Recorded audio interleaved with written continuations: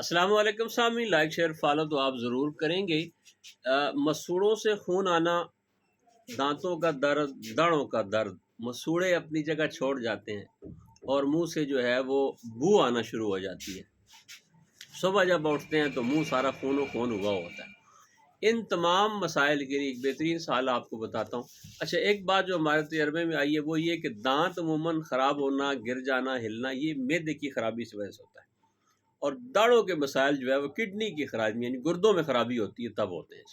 बहरहाल नुस्खा सुन लें आप। हल्दी आपने 25 ग्राम लेनी है, मुलट्ठी 25 ग्राम, सौंफ 25 ग्राम, अजवाइन 25 ग्राम, राई 25 ग्राम, बापची 25 ग्राम। ये 6 चीज़ें सारी 25-25 ग्राम लेनी है। और गंधक आंवला सारा आपने 75 ग्राम लेनी है जी।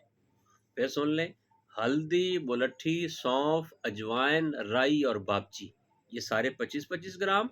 और गंधक आंवला सार 75 ग्राम। फकी बना लें, खाने के बाद सुबह दोपहर शाम 1 चम्मच इस्तेमाल करें। इंशाल्लाह चंद दिनों में मसूड़े, दांत वगैरह सारे ठीक हो जाएंगे।